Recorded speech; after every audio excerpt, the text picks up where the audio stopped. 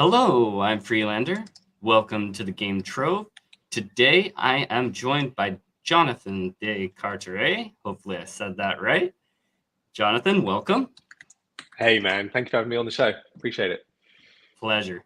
Um, so for all of you who haven't heard of Bumper before, or even if you have heard of Bumper, I can't understate the significance of what we're about to discuss. I've known about Bumper for 2 years now and followed it. Crypto Rain first covered you guys and uh, bought my tokens about a year ago, just for the first time. Got that dip there, and have been buying uh, ever since. And it's now actually my largest holding, to be honest. Just because I Cool. believe so much in what you're doing, and also because like the price is really good. But but over the last 2 weeks, even with all that education, I've been following you and everything, listening to Rain's, uh, interviews with you guys. But the two podcasts with Real Randy Chavez and forget. Um, I know his name, but anyway, and Crypto Rain over the last week, just what you guys are doing right now. It's that aha moment where you start pacing the floor, going, "This is something."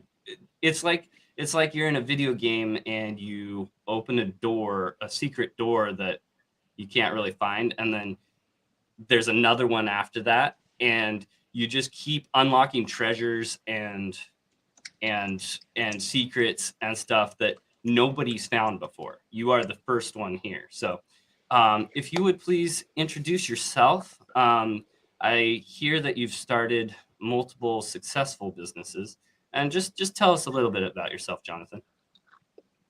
Yeah, for sure. So I've been running and exiting businesses ever since I was 12 years old, however high you are when you're 12. And they've really kind of gone from a progression from the creative industries more into tech, then into fintech. And then I kind of really discovered crypto in kind of 2016, 2017, and I have been exclusively kind of operating in that area. But some notable kind of wins, not every company you start is successful. That is the nature of, kind of putting yourself out there and trying to be first to market. But I was the sole shareholder and co-founder, founder of Switch, which is the UK's 60th fastest growing company, and also the UK's first property crowdfunding platform. And then as I kind of then started to uncover the complexities behind crypto and the opportunities, and watching DeFi grow, which hopefully we'll talk about a little bit more, and all the things which you can kind of build on top of that.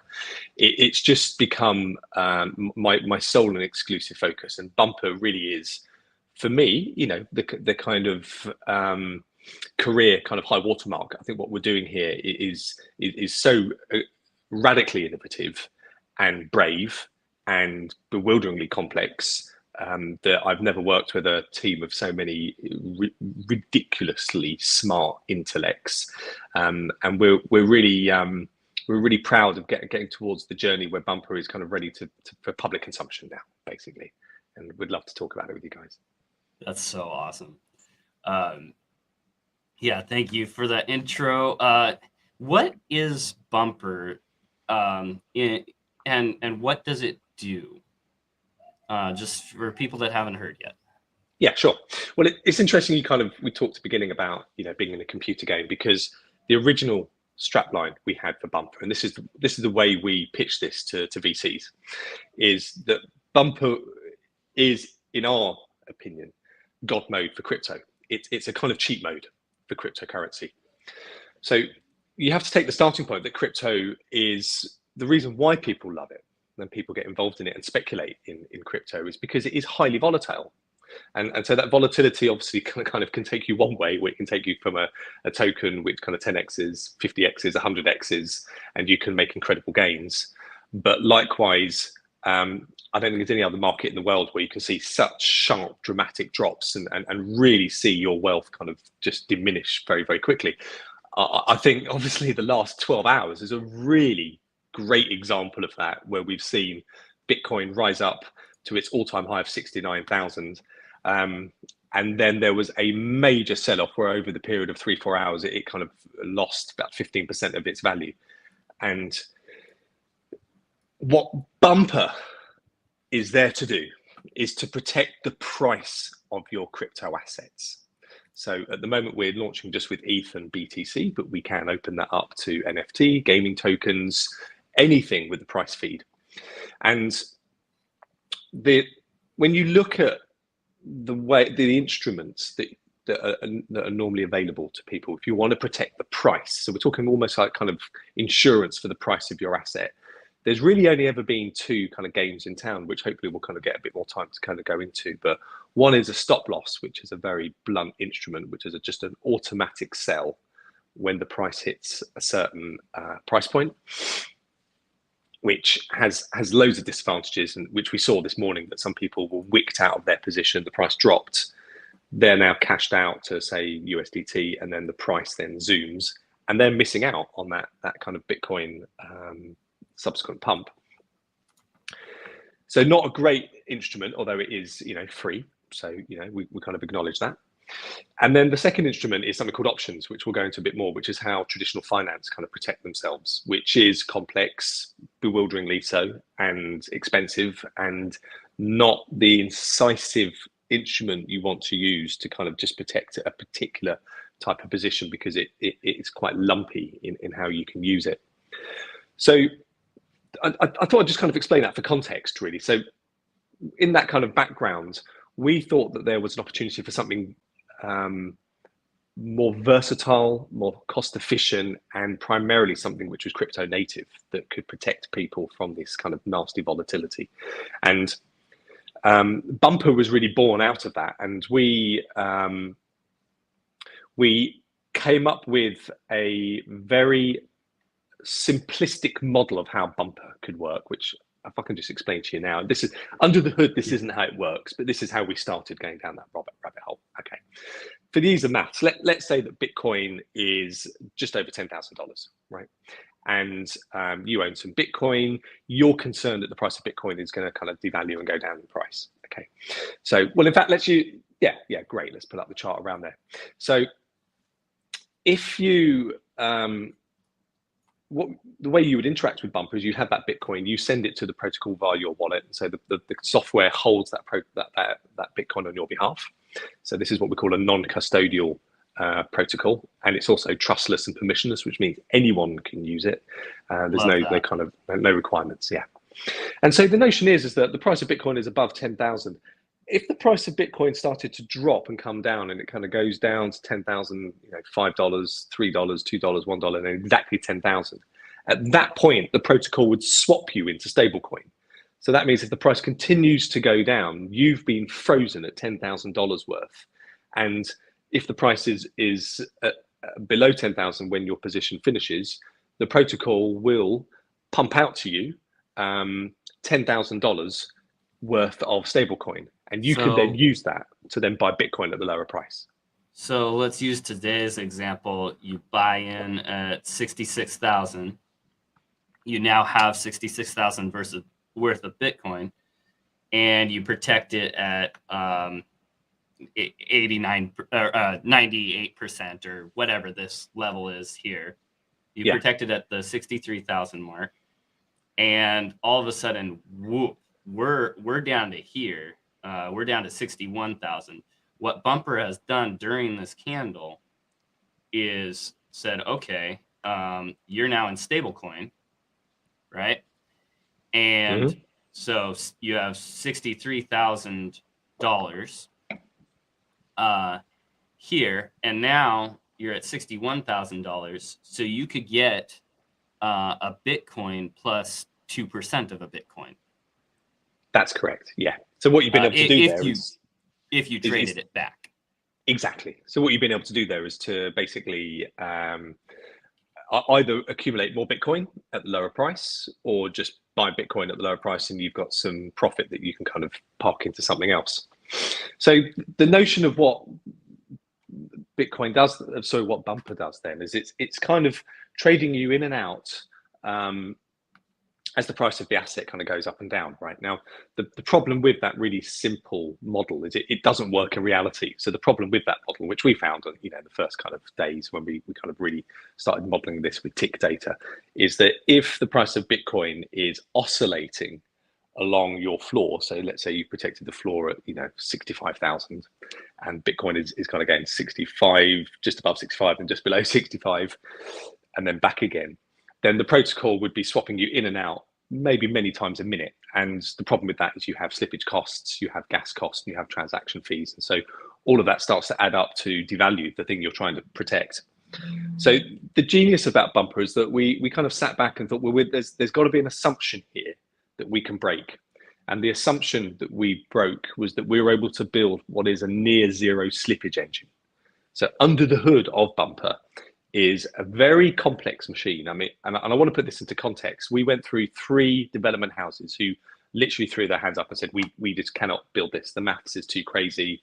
We're not sure blockchain can actually kind of encode this. It's way too hectic. In the end, it was a development house called Digital Mob who helped build MakerDAO, Gnosis, Barn Bridge. I mean, some really first-class multi-billion-dollar projects. You can't get much better than those teams. Yeah, and they said that this was the hardest thing they've ever worked on. In fact, one of the coders, unfortunately, is still signed off because he kind of broke himself just getting this over the line. And what essentially you have with Bumper is one pool of people who will protect and say their Bitcoin. Now they're protecting different amounts of Bitcoin. They're all coming in at different time intervals, and they're all protecting different floors for different position periods. And what the protocol is able to do really deftly is combine all of those myriad of different kind of position sizes and quantum and put it all into one big pool. And then on the other side, there are people who are providing stablecoin. And the rationale is that the people who are protecting their Bitcoin are paying a fee. Like, you know, Bumper isn't a free service. You pay a premium. We'll go into the cost a little bit later on, but it is ludicrously more cost efficient than anywhere else in the market. But essentially, the people protecting the Bitcoin pay a premium. That premium goes to people who are providing the stable coin, so they get a yield for that. So at the moment, we're paying around about 200% APY yield for people providing stablecoin onto the ETH market, for instance. It's, you know, it's a really genuine business model that's happening under the hood. Yeah, I want to highlight that's a genuine, like, you're getting that money from customers for providing a service. It's not like a Ponzi scheme where it's the last person to get the yield gets the short end of the stick. Yeah, exactly. Or we're not just rewarding people in some kind of native token that might go to zero. Like, they're getting paid in USDC. So you put USDC in, you're being paid out in USDC. And so I want your community just to kind of appreciate that sitting in the middle of these two pools then is these really complex smart contracts that we've created, that are constantly monitoring different triggers and ratios. And if at some point it believes that it needs to rebalance, because as we saw this morning, the price of Bitcoin went down, so it needs to then sell off some Bitcoin and trade that out for stablecoin. But it does it on the aggregate. So we're doing it with we're doing it with larger pools of money. And so it's just doing little trades as and when it absolutely needs to in order to keep the protocol in perfect balance. And it's that mechanism and that kind of fine, you know, kind of high rope walking that it's doing, where it's just constantly just making little tweaks in order to make sure that there are no losses. Sounds very intelligent of a machine. Like you've built something with some thought that can think through what's going on tick by tick. Yes. And then what we do is we then, this is one of the decisions we made very early on, is that we decided not only to build the protocol and the smart contracts, obviously, which was complex itself, but we also built another technology stack, which is a simulation, and this is an agent-based model simulation. So where we have thousands of virtual avatars who are using this virtual version of Bumper. And what we're able to do then is to kind of feed the last 10 years of price feeds, say for Bitcoin in there, and we can stress test it.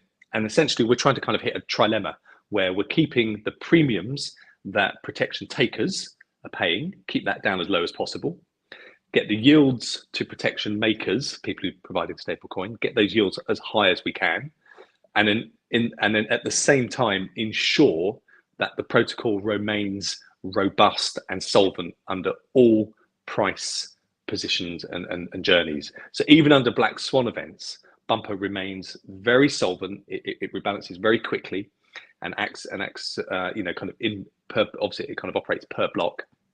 And so what you have is this very complex but agile machine that is able to react very quickly to the market on the aggregates and ensure that people pay as low premiums as they possibly can, and always will come out with a profitable trade overall. Interesting. Is the fact that we have block after block helping the protocol be able to make those changes? For sure. Yeah. Because they know, okay, I have till the next block to make this change. Interesting. Well, yeah, exactly. And that's when it kind of does all its kind of computations and works out whether it needs to make a trade on the next block. And so to give an example of the, we kind of calling this kind of ludicrous efficiency compared to options. And perhaps we'll talk about options a bit later, but options is what traditional finance use. It's what investment bankers use, it's what sovereign wealth funds use, and what institutions use. And it was a formula that was created 50 years ago by two university professors out of Princeton, called Myron Black and Fisher Scholes. And they presented a formula that allowed you to price risk. And what they mean by that, it's a really weird kind of syntax, but what they were talking about is if you want to protect the price of Bitcoin today, but you want to protect that for a week, here's a formula that allows you to do that. And more power to them. That formula turned out to be very powerful and predictive. It won them the economic prize for, the Nobel Prize for economics, and it gave rise to a $13 trillion market. Options are a massive deal in traditional finance. But I can give you an example of just a couple of weeks ago with a user who used the Bumper protocol for a significant position. It was a few $100,000 worth of unstable coin. It was 96% cheaper using Bumper than a traditional options contract. So we're talking like a revolutionary step change here. And the other thing about options is they don't work well on chain. So what we compare ourselves to is something called Deribit, which is like a kind of Binance for trading options. You can use decentralized options, and they're almost twice as expensive as Deribit. We are ridiculously cheaper than Deribit. So this is, we think, a kind of going to become the de facto way people protect themselves. That is awesome. I do want to highlight the solvent over all circumstances. You've built this contraption to test your software. Yeah. And you've back tested it over Bitcoin's history, and even Mt. Gox, what was it, 96% 96% drop overnight. Yeah. Yeah. Overnight, just like gone. So we've been talking a lot about Bitcoin and a lot about, what Bumper can do now. You want to take Bumper, and it can do Bitcoin and wrapped ETH right now, liquid staked wrapped ETH, so you get yield on it. Yeah. But you're toying with the idea of going to meme coins and those sorts of things that have insane volatility. So if it drops 96%, take us through what happens with a maker position and what happens with a taker position. So those providing and those protecting. Yeah, sure. So it'll probably start with the taker. So let's kind of pick the king of memes then, the kind of Dogecoin or a Shiba Inu. Essentially, what the way we start is we basically load all the price history that we can find into the agent-based model. That provides what gives us a kind of volatility parameters. It's basically the level of sensitivity the protocol is going to react upon. And we then put that into the protocol. We set up a new market where we're going to say, okay, you can protect, say, Dogecoin, or you can earn stablecoin off, say, USDT. Okay. So if you're a taker that comes in, it's ridiculously simple to use Bumper. It's 5 clicks. So you just click on the Dogecoin that you want to protect. You select the floor you want to protect. So we do that in percentages. So you can protect all the way up to 99%, 98, 97, 96, 95, all the way down. So let's say you want a 99% protection of what the price is right now. You want to protect that for 1 week.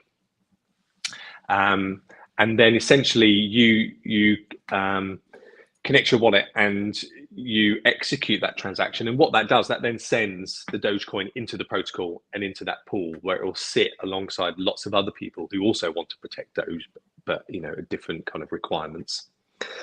And from the moment that happens, the protocol is now monitoring with a laser focus what the price of Dogecoin is. Now, if that's going up above your floor, so let's say it's going up above the price that you're concerned about, that's good news for you because your premiums are now going to drop away. So as you go up, you're in Doge, the protocol's not really having to do anything for you. So your premiums start to kind of come down, and they can come down to very, very minuscule levels. If there's a sharp drop, then as that happens per block, the protocol is reacting to that and kind of going, okay, the Dogecoin is putting a lot of pressure on that unstable asset pool, and it will start to trade Dogecoin out for stablecoin and hold a lot more stablecoin than it does Dogecoin.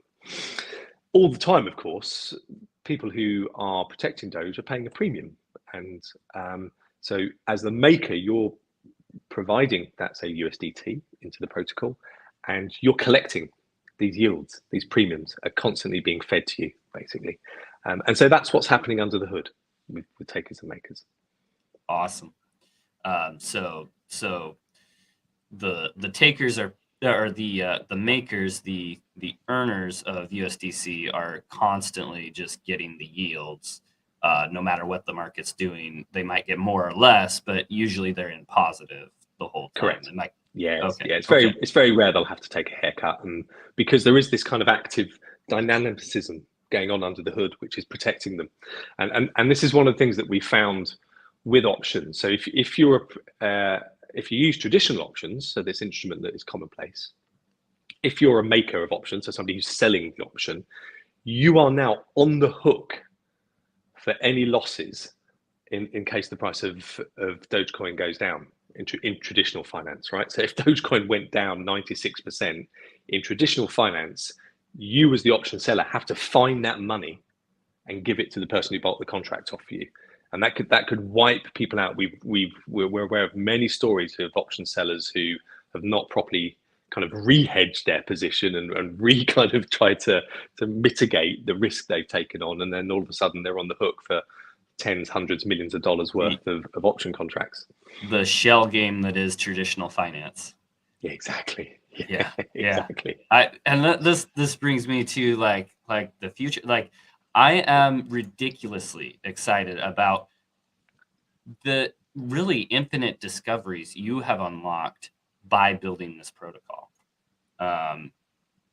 Let's see. So we have throughout history, we've had currency, which solves the liquidity problem with trading. You can't trade a cow for a wheelbarrow very easily. So currency solves liquidity. Or fungibility, and For then we have the development of markets. We've got Bitcoin, which I believe is revolutionizing just economics in general. For sure. And then you can't have Bumper without DeFi, right? So DeFi is huge, but then Bumper, I believe, opens up a whole new era for companies, in particular, like just focusing on companies for a minute. I'm not going to play you the clip, but Michael Saylor, Bitcoin Maxi, I'm not one, but he was talking about how companies can't keep cash on hand because either they want their shareholders to have more equity, or they want to be using that capital to be making more money. Sure, an And he's like, opportunity, right? and Yeah. opportunity cost. And he's like, Bitcoin solves that because it's rising at the same rate as opportunity cost ish. It's up for debate, but yes, it is rising at a healthy rate for companies. Now with Bumper, with the amount of yield that Bumper can produce or protect that Bitcoin that Michael Saylor says can save companies, protect them from the downside while they preserve that nice upward flow to make sure that if they have a bad month, they can survive through that bad month without having to have excess capital. You see what I'm saying? Yeah, for sure, for sure. I mean, I think Bumper. Well, just to go back to what you were saying before, you kind of look through the evolution of kind of finance and money. You kind of like say, kind of go through currencies, and crypto was such a, to me, was probably one of the biggest pieces of intellectual combustion, certainly of my generation. I mean, it was just so clever, combining Austrian economics, cryptology, and kind of finance and fungibility all into one kind of invention that just and invented out of the box blockchain, which has so much utility, right? I think what we saw in DeFi, when DeFi really started to kind of have its moment back in 2021, in the kind of summer of DeFi, there were two things that were built, I think, on top of Bitcoin and blockchain technology. One was the fact that about pooled liquidity. What kind of started to become apparent, certainly to me, is that there are some really cool things you can start to do when you start to pool funds, and you can start to kind of deploy a whole basket of funds together. And the second thing was the invention of AMMs, automated market makers, which are really neat inventions that allows a protocol like Bumper to be able to trade, but it doesn't need to have an account with Binance. It can do it all permissionlessly, trustlessly through software in the decentralized ecosystem. That's a game changer. So Bumper can go to like 20 different exchanges that are dexes, and kind of tap into that liquidity. What we've achieved with Bumper, and I think this is the point that I really want to land, is you own Bitcoin, you're concerned the price is going to go down, you send it to Bumper and you protect a floor. Okay. What we return back to you is bumpered Bitcoin. So you're now given a tradable token back, which represents your position in the protocol. Now, what that really means is you now have a kind of God mode for crypto version of Bitcoin, where you've removed the downside volatility. That Bitcoin will go up and follow the price of Bitcoin up, but it will never fall below the floor that you are protecting, and you're paying for that protection, a very kind of efficient rate. But you've now removed the downside volatility of Bitcoin. So you can now rehypothecate that Bitcoin elsewhere in the DeFi ecosystem. You could take out a loan knowing you can never be liquidated because your Bitcoin will never drop below a certain floor. You can take leverage longs, leverage shorts, you can take perpetual futures, you can take impermanent loss. And again, the liquidation issue is now gone. You've bought your way out of that problem. And that we think is a real game changer, not just for the user that you're now kind of great, I can take more risk. It's like a trampoline, but with a net around it, I can do more. But also what it will do is it will stop the kind of cascading kind of devaluations that we see, like you would have, I haven't seen the stats today, but with the sharp drop in the price of Bitcoin, there will be cascading of tens of hundreds of millions of dollars of long positions that would have been liquidated. That wouldn't have happened if they were able to bumper their Bitcoin. And we think that's the real kind of USP that we've hit on. That's awesome.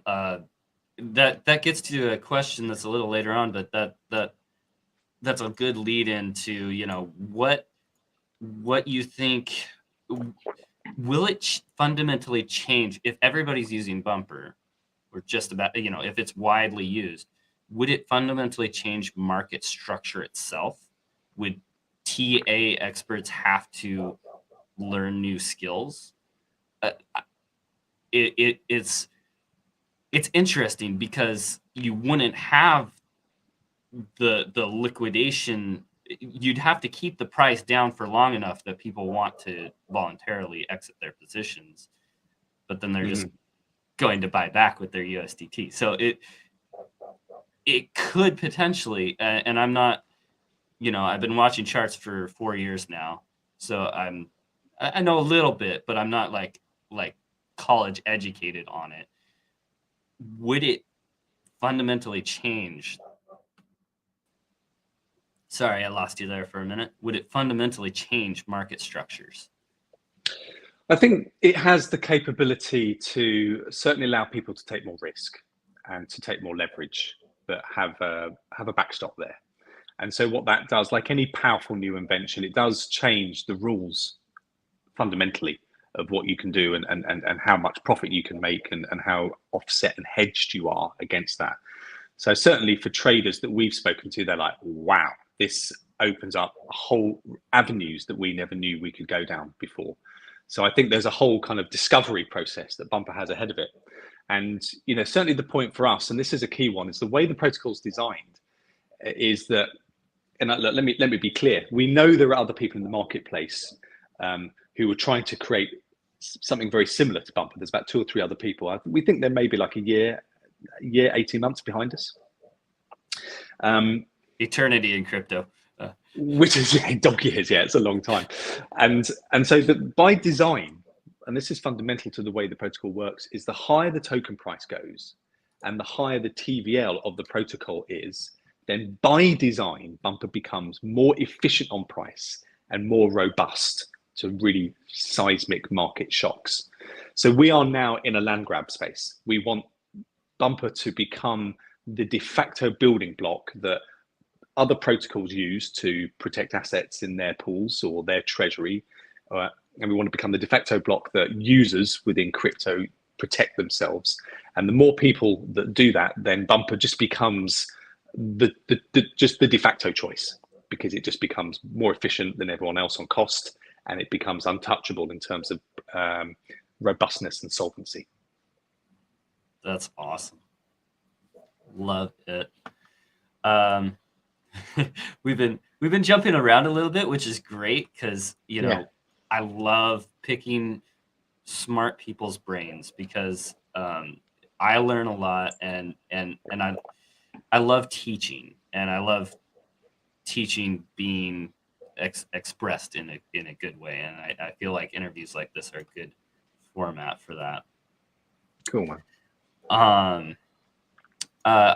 I want to highlight just real briefly one way I used Bumper during the ETF news. I wanted to preserve some capital to buy into some projects that weren't available yet.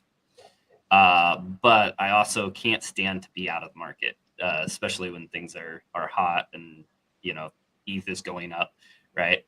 So I took a 30-day protection from the end of December to the end of January, just to preserve that capital, and it worked. If my understanding is you can cancel right now and re-protect. Yeah. That probably, if that feature had been there, if I had known it was there, then because Bitcoin went from wrapped ETH, but anyway, we'll use the Bitcoin price because I remember it more. It went from 41 to 49, back down to 38 or whatever. Yeah, I remember that. And so my ETH was worth about the same amount at the start and at the end of my protection period. But if I, had canceled it, 47, 48 and just re-protected it there at the height, then I would have ended up with more ETH that I wanted to use for other things at the end of it. So, for sure. So I really, really love this protocol and what it can do for me personally. I'm going to have a lot of fun with it going forward, especially after some big wins. I'm pretty sure are going to happen. So, yeah. So technical difficulties there. So, Yeah. so there's an interesting kind of junction. Can't hear you very well. Can you There hear you me better now? No. Let me just try adding this in.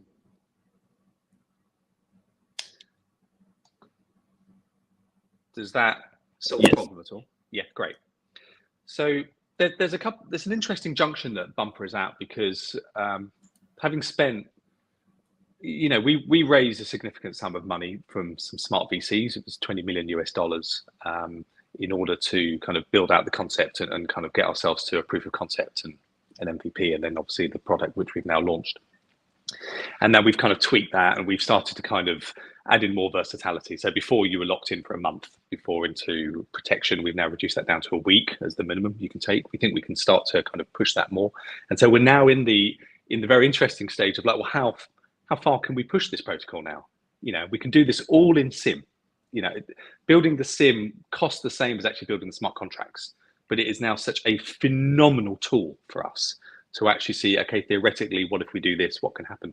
And so there's some really interesting ideas we're playing around with that we would love, if they worked, we would love to bring them very quickly to market. So one, to kind of speak to the point you were just making, which is the strapline for this feature would be protect your Bitcoin for a week, and we will lock in the all-time high of Bitcoin for that week.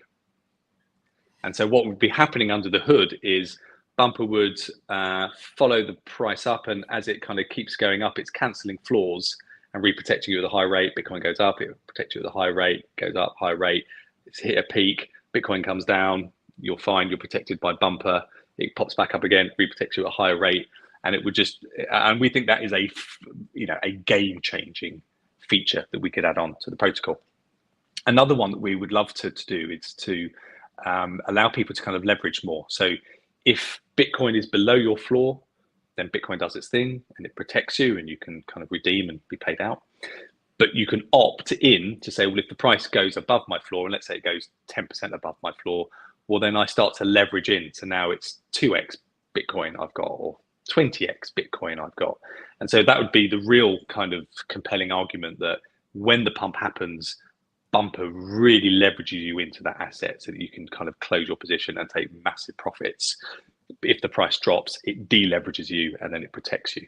And it's those kind of things now that the quant team are all kind of playing around with to see whether the protocol can deal with it, what the premiums look like, what the kind of solvency risk looks like. And it's going to be a very, very interesting couple of months for Bumper. Man, I'm so excited for just you and the team, because it must be amazing to like have these conversations. Like, what can we do? Yeah, for sure. It's so good. Like thinking about target markets for Bumper, like I think companies could probably benefit. I alluded to it a little bit earlier, but you said 20% annualized, or for earn side? 200 APY. 200 APY. Yeah. So with that, you could fund a startup if a VC, let's say a VC wants to fund a new startup. Okay, I'm going to allocate 200, startup of one, say, or just for simplicity. Okay, I'm going to set aside 200,000 for your salary. You don't get that money, but my smart contract is giving you the Bumper proceeds every month. Yes. Yeah. And so zero risk to the VC, because VCs take so much risk right now. Yeah. And then the company just gets a steady, healthy income as they're going. Like, these sorts of things like could just revolutionize economies, like whole economies. For sure. I mean, I think the way we see the kind of product market fit for Bumper is, we want to position Bumper to be ubiquitous. So it starts off at retail investors, the guys like you and I, and I'll be very clear, I'm a lousy trader. It's one of the reasons I really wanted Bumper to succeed, right? Because I kind of need it. But we built it to be really simplistic and intuitive for retail to come in. 5 clicks, you're protected. It's very, very straightforward. A lot of complexity that's kind of hidden from you under the skin. If you want to read that, by the way, there are smart contracts on our GitHub and our website that you can look into that really kind of goes into the equations and the ratios it's looking at, and all that kind of level of technical detail. But as you kind of move up, we then kind of look at some of the smaller funds. We look at other protocols that have treasury funds that they need to protect from market swings. So many protocols raise money in ETH and Bitcoin, and the market crashes, and all of a sudden their capex is worth a tenth of what it was, and their runway is blunted, and they have to kind of start making difficult decisions. We would like to stop. We'd like to stop that. Yeah, I took a haircut on one of those companies. Yeah, it's such a shame because they have such a good idea, but then the market wrecks them. Yeah, for sure. And this is a hedge. It's just a way to beat that, because a lot of these crypto companies actually need that native asset on hand to use. Yeah, for sure. Yeah, I mean, Bumper's a good example of that. So we have what we call keeper bots, which are constantly looking and looking for price feeds. They're kind of reading, obviously, the price oracles.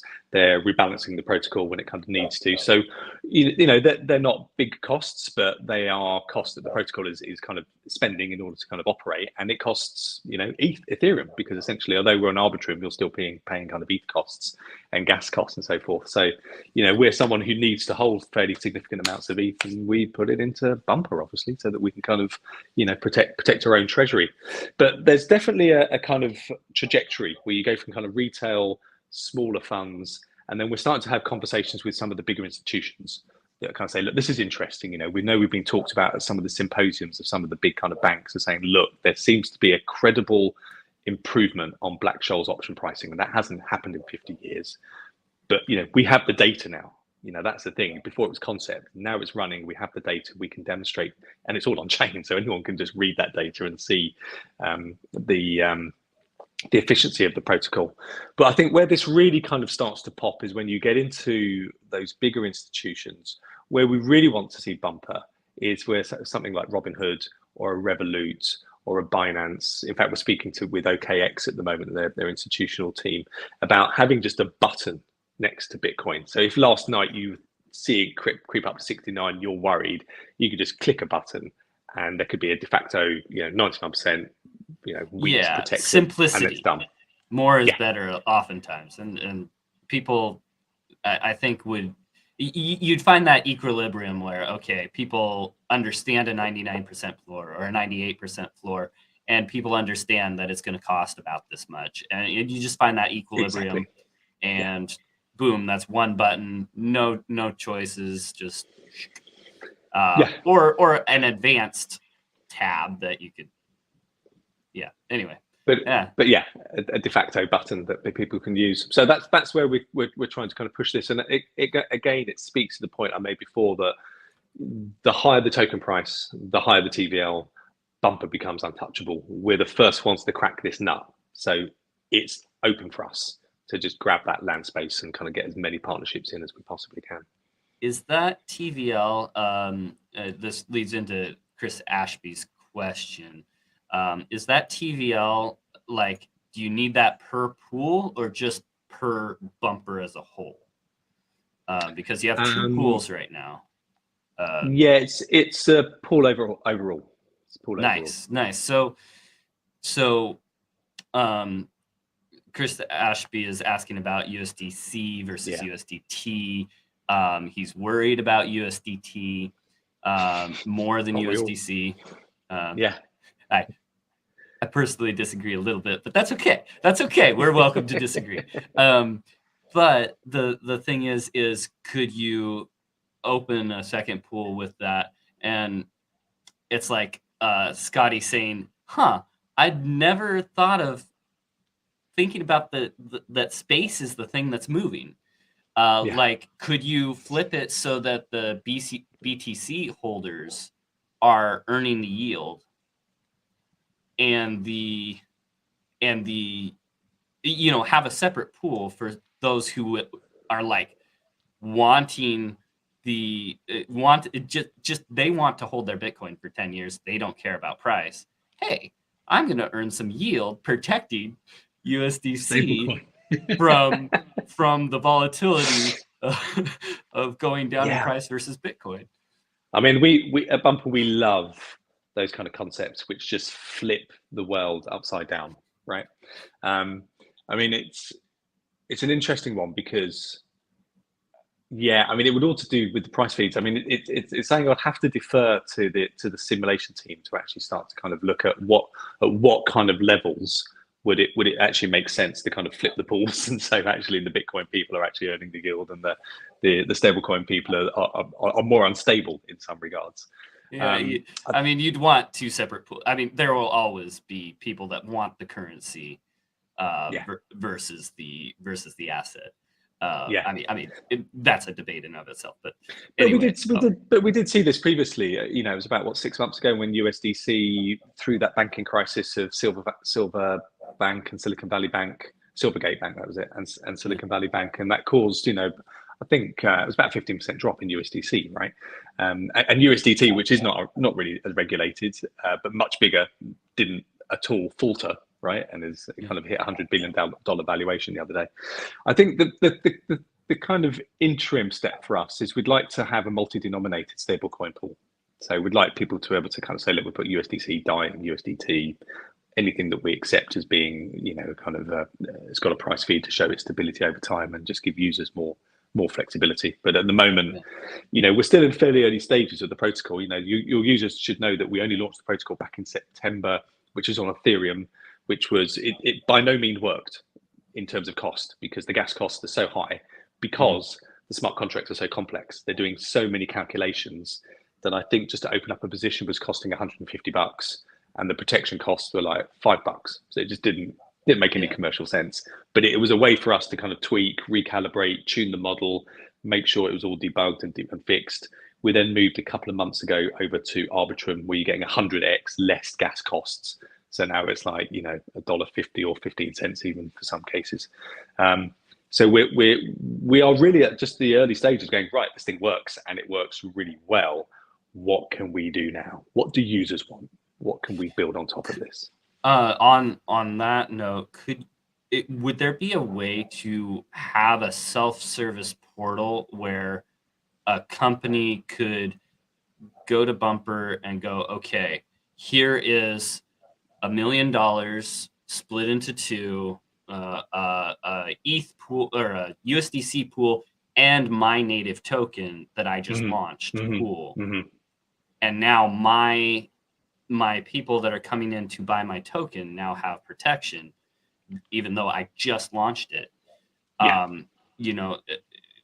That could be a good. That could be very powerful, couldn't it? Yeah. So what that would technically be then would be like kind of people permissionlessly setting up their native token within Bumper, right? So we have that we have that in the roadmap. I mean, the process that we have is, at the moment we have ETH and USDC. We're probably ETH and Bitcoin are the two assets that you can protect. We're going to start to consult with community about, okay, what's the next asset you want us to add, right? And we want it to be something exotic. We want it to be a Dogecoin.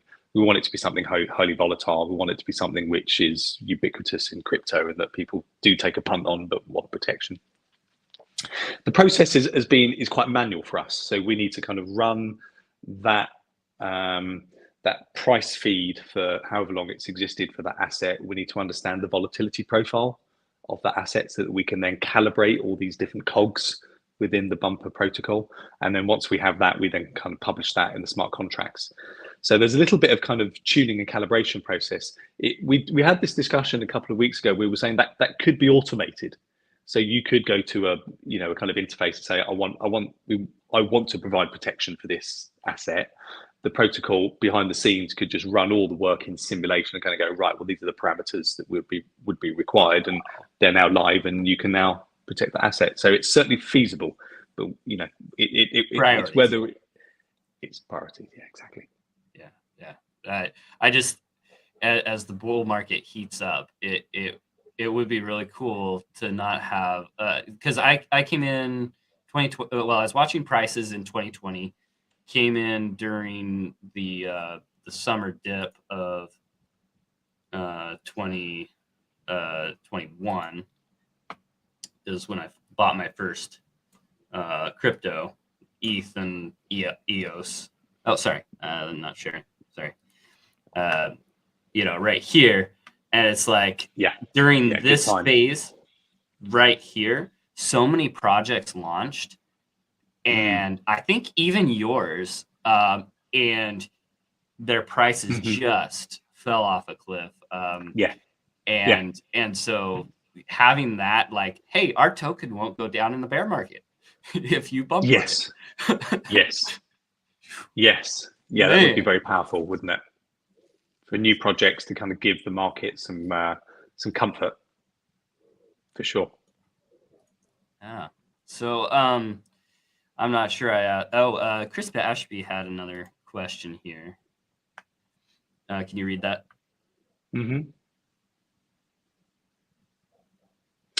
Yeah, this is something that we think is, we have a few things, Chris, that we think are kind of the killer applications that we can build on top. So bumpering long and short leverage tokens, we think is a game changer. So it's something that we really, really want to do. And there are a few decentralized kind of perpetual future protocols that we're talking to. We would love for Bumper to kind of test the Bumper. I think the issue for us is conceptually we know it can be done. Does it put undue pressure on the protocol, and does it put undue premium costs on takers? So they're the things that we're trying to kind of balance.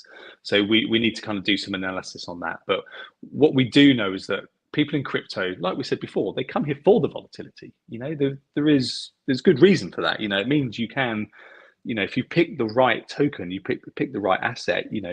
Assets do 100x, even more than that. And so if we're able to leverage that even more, but to have some kind of safety net that kicks in so that you don't lose your principal if the market kind of turns down, would be a very powerful tool. Would switching the pools essentially be taking the other side of that, taking the short position on? Because if you were to bumper your USDC versus the Bitcoin, that might, in a roundabout way of doing it, might be shorting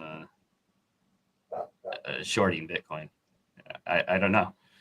Yeah, I think it's a couple of days workshop to kind of get to the bottom of the machinations of that. But it's on our tech roadmap for sure, Chris. You're absolutely aligned with where we want to take it. He's got another question here. Yeah, for sure. It kind of already is at the APY that, and you're what's your balance of takers and makers right now, ish? I think on the ETH market, I think we have double the amount of makers than takers. So and there's you still have and we're that still much. paying those. It's already a money printer. It's just that's crazy. Bear in mind that's annualized amounts, right? So that roughly 200% is annualized. And some people might take protection just for a week. So it's Oh, okay. So the current positions are yielding that, but that doesn't translate into further positions. If you're a maker and you came in for the whole year, you would certainly get that amount for sure. But some makers are coming in just for 1 month, 2 months, 3 months. So you'd have to be in it for the long run to get that full 200% APY. Yeah, that's crazy. Like try telling that to TradFi. Oh, you only get 200%. But then if you look at some of the yields that option sellers get, if the market goes in the right way for them, then they can make really big sums of money, right? But the problem with option sellers, if the market goes down and they haven't hedged, like we said before, they're on the hook for the whole thing. That's not the case with Bumper. So you're a maker, but the protocol is constantly rebalancing, so it's constantly protecting you and mitigating that risk for you by default. And that's quite special for makers. It means you can just collect free yields. Yeah, so cool. Like,